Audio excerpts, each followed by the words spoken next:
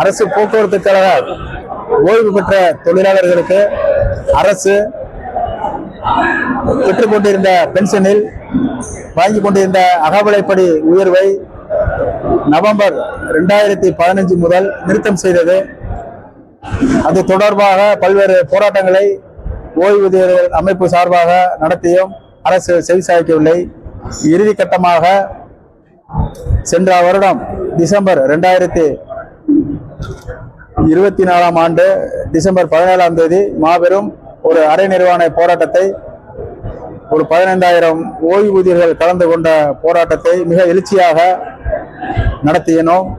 அந்த போராட்டத்தின் எதிரொலியாக அரசு செவிசாய்க்க விட்டாலும் நீதிமன்றத்தில் நீதியரசர் அவர்கள் நமது ஓய்வூதியர்களின் அவல நிலையை அறிந்து 64 அதிகாரிகளுக்கு மட்டும் அவலைப்படி உயர்வு வேண்ட போடப்பட்ட வழக்கில் நீதியரசர் புகழேந்தி அவர்கள் தாங்களாக முன்வந்து 96,000 ஓய்வூதியர்களுக்கும் வழங்க வேண்டும் என மாபெரும் உத்தரவை வெளியிட்டார். அதன் அடிப்படையில் இன்று ஒரு 90% அகவிலைப்படி உயர்வை பெற்று வருகிறோம். இன்னும் 10% அகவிலைப்படி வருகிற ஜனவரி 2026 ஆண்டு பென்ஷனில் பெற இருக்கிறோம். மேலும் அரசு இப்படிப்பட்ட ஒரு சூழ்நிலையில் மீண்டும் இந்த அகவிலைப்படி உயர்வை நிறுத்தம் செய்வதற்கான நடவடிக்கையில் இறங்கி உச்ச நீதிமன்றத்தில் கியூரிட்டி பெட்டிஷன் என்ற ஒரு வழக்கை தொடர்ந்துள்ளது. அது கடந்த 11/12/2025 அன்று விசாரணை நடைபெற்று நிலுவையில் உள்ளது.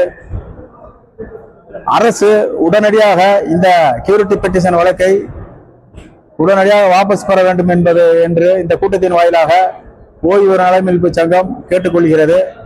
அரசு கியூரிட்டி பெட்டிஷனை திரும்ப பெறாமல் தற்போது வழங்கி கொண்டிருக்கும் அகவிலைப்படி உயர்வுக்கு பாதகம் ஏற்படும் வகையில் அரசு நடந்து கொண்டால் வருகின்ற ஜனவரி 2026 மாதத்தில் இறுதியில் ஒரு அரை நிர்வாண போராட்டத்தை காட்டிலும் ஒரு வலிமையான போராட்டத்தை நடத்துவது என இந்த கூட்டத்தின் வாயிலாக தெரிவித்துக் கொள்கிறோம். கதிரேசன், மாநில தலைவர், அரசு போக்குவரத்து ஓய்வூதியர் நலமீட்பு சங்கம்.